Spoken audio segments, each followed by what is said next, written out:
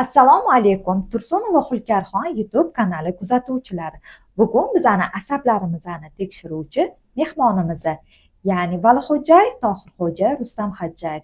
Yosh bo'lishiga qaramasdan Ideal Med klinikasi asoschisi va rahbari. Nevrologiya bo'yicha bir qancha yutuqlarga erishgan shifokorimiz o'tiribdilar. Ularga hozir bir nechta savollar bilan murojaat qilamiz. Agar bundan keyin ham nerv tizimimiz o'z joyida qolsa, demak, yaxshi mutaxassislar.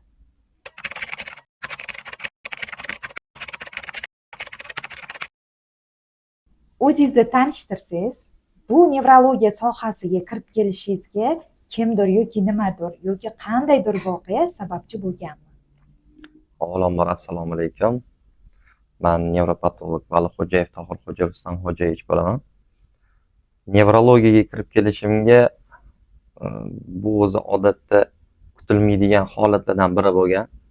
Sankt-Peterburg shahriga lor xirurgiyasiga imtihon topshirayotganimda butun dunyo taniydigan Skaramets degan professor akademik borlar.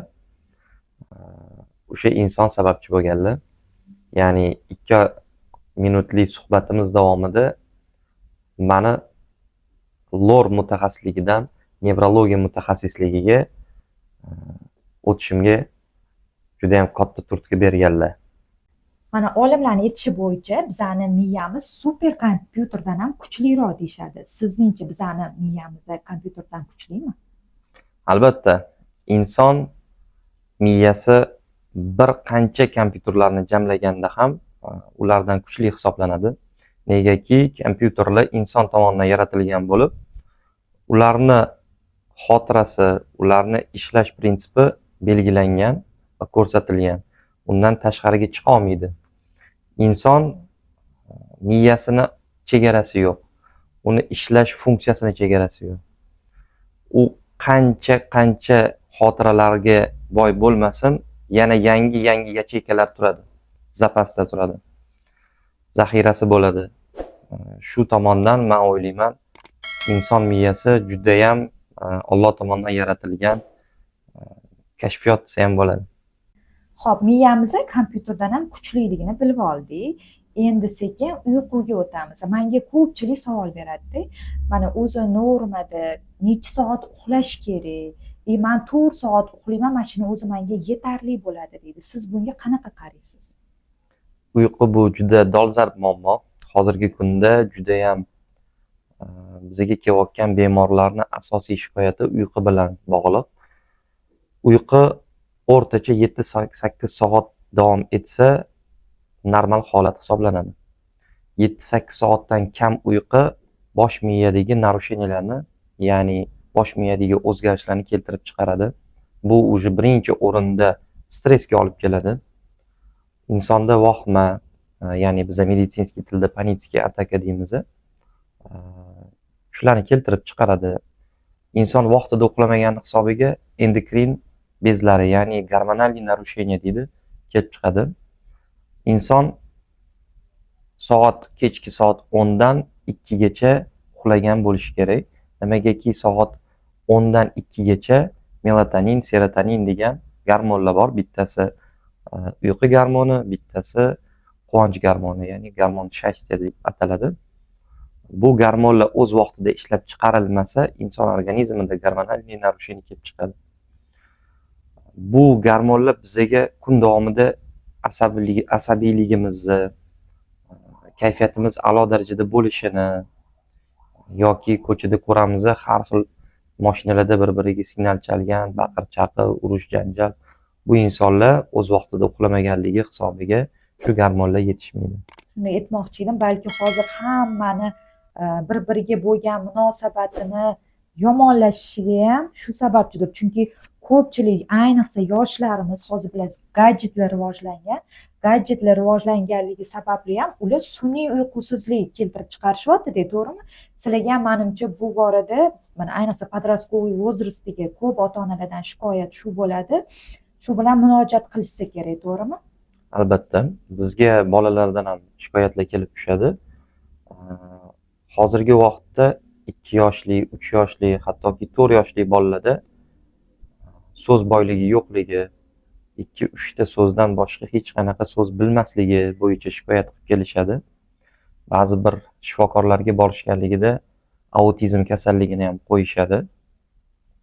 Bu bemorlarimizni asl sababi tagini surishtirganimizda bolalari kun davomida har xil multfilmlar rus tilida, ingliz tilida, yana boshqa tillarda multfilmlar qo'yib berishadi. Vaholanki bolaning miyasi o'sha vaqtda anglolmay qoladi. O'zbekcha ko'ryapmanmi, ruschami, inglizchami va o'ziga yod bo'lgan so'zlarni hisobiga bu bola miyasi o'zlashtira olmaydi. Shuning uchun hozirgi paytda juda ham dolzarb muammolardan bittasi desa ham bo'ladi. Va ikkinchisi o'sha hozirgi temamizda uyqu. Ota-ona bolasiga beradi uxlagin deb. Bolalar uni kechqurun 12, 1, 2 gacha telefon ko'rib yotib, o'zida har xil his-tuyg'ularni, har xil holatlarni keltirib chiqaradi. Bolalarimizda juda ham jahldor bolalar bo'ladi. Ko'pchilik aytadi, bu erkaligini hisobiga bo'lsa kerak, adasi erkalatadi, oyisi erkatadi, buvisini qo'lida erkalanadi deb. Yo'q, bu u bilan bog'liq emas. Birinchi o'rinda bolani bosh miyasidagi o'zgarishlar, qoylanishini buzilishi, gormonlarning yetishmovchiligi hisobiga kelib chiqadi. Endi mana gapingizda stress dedingiz. Stress haqida gaplashsak, bosh miyaga qanaqa ta'sir o'tkazadi? Stressni eng yomoni desak ham bo'ladi. Bu hozirgi vaqtda juda ham yosharib ketdi bu kasalligimiz. Insult kasalligi. Juda ham kuchli qo'rquv, juda ham kuchli jahl, напряженный deydi, hisobiga bosh miyadagi qon tomirlarni yorilishi. Ya'ni bu joyda bosh miyada qon tomirlarni yorilishi hisobiga bosh miyadagi nerv kletkalari, boya aytganlaringiz, neyronlar, nerv hujayralari hammasi o'lik holatga keladi. Insult eng katta xavfi. Biza u darajaga yetkazmaslik uchun tavsiya bergan bo'lardik. O'z vaqtida shifokorga murojaat qilib, har 6 oyda yoki har 3 oyda, endi avvalambor sharoitligiga qarab, shifokor nazoratida bo'lishligini. Qaysi klinik belgilar kuzatilganda sizlarga murojaat qilishi? Mana masalan, bosh og'rig'i eng ko'p hozir xalqimizda uchraydigan narsa bu. Kimdan so'rasangiz, yoshmi, qarimi, hammada voy boshim og'riyapti deydi. Bosh og'rig'i har doim ham kasallik belgisimi?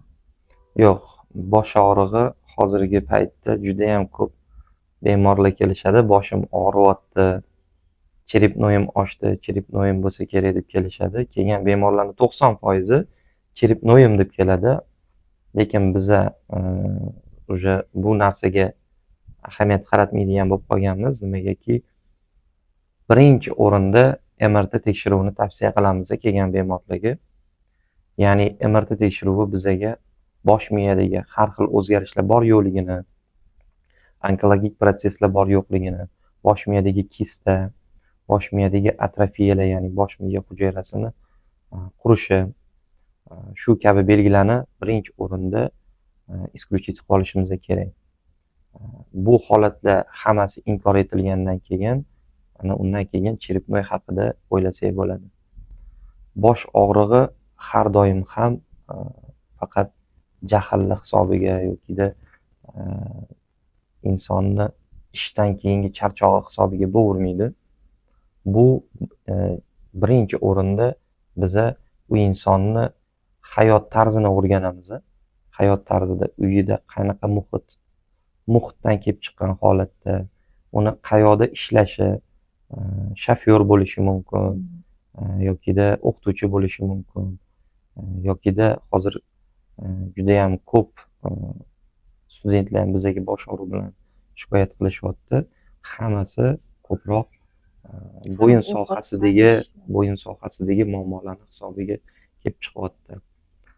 Yokida juda ham ko'p shifokorlarga murojaat qilishadi, faqat MRT tekshiruv nazoratisiz ham qo'lligiga назначениyalar yozib berishyapti. Hech qanday tekshiruvlarsiz, faqat qon tahlillari javoblariga asoslangan holatda. Lekin bu men xato deb o'ylayman.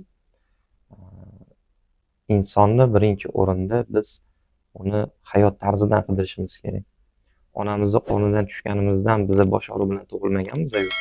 Ya'ni inson tug'ilganda hech qanaqa anomaliyalarsiz tug'ilgan bo'ladi. Bu bizani hayot tarzimizdan kelib chiqqan holatda immun sistemamizni tushib ketishi yokida qanaqadir patologik jarayonlardan keyingi kuzatiladigan holatlar bo'ladi. Shuning uchun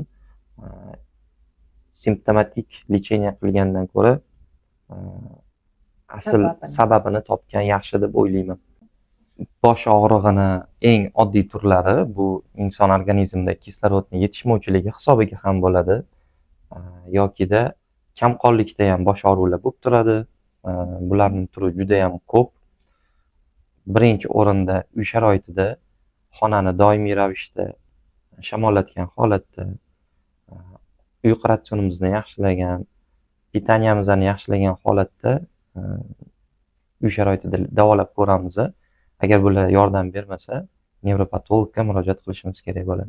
Avvalambor o'sha dori vositalardan qochgan holatda tabiiy holni sinab ko'rishimiz kerak. Endi shu suhbatimizni oxirida sizdan yana bitta narsani so'ramoqchi edim. Hozir yoshlar ham, yosh katta insonlar ham energetikka ruju qo'yishgan. Shu bilan birga ba'zi insonlar kofein, ya'ni kofe ichishga. Sizni fikringiz qanaqa bunga? Xo'p, bularni hozirgi kunda juda ham keng tarqalgan energetiklar, bular odam organizmida sun'iy energiya hosil qiladi. Ya'ni bosh miyaga yolg'on informatsiya beriladi. Qo'shimcha kuch keldi degan holatda yo'q narsani bor qilib ko'rsatish bo'ladi bu. Vaholanki shu organizmligini sarflash bo'ladi. Bu zaxira, organizmdagi zaxira kuchlari bo'ladi. Juda ham ko'p miqdorda bu ichimliklarni iste'mol qilgan insonlar uni sostavida kofein bo'lganligi sababli unga doimiy ravishda ruju qo'yadi. Doimiy ravishda uyqusizlik, doimiy ravishda charchoq hislari va bir qancha shikoyatlar bilan oxir-oqibat nevropatologga murojaat qilishadi. Suhbatingiz uchun kattakon rahmat. Sizdan juda ham ko'p ma'lumotlar oldik. Inshaalloh bundanda ko'p ma'lumotlar olish uchun vaqtingizni so'rab, bilib, yanada ham ko'p ma'lumot olishga kelamiz. Rahmat. Suhbatingiz uchun kattakon rahmat. Sizlarga ham kattakon rahmat. Ushbu suhbatimiz sizga manfaatli bo'lgan bo'lsa, izohlarda fikrlaringizni yozib qoldiringlar. Yana qaysi shifokorlar bilan suhbat o'tkazishimizni xohlagan bo'lardingiz va savollaringizni yozib qoldiring.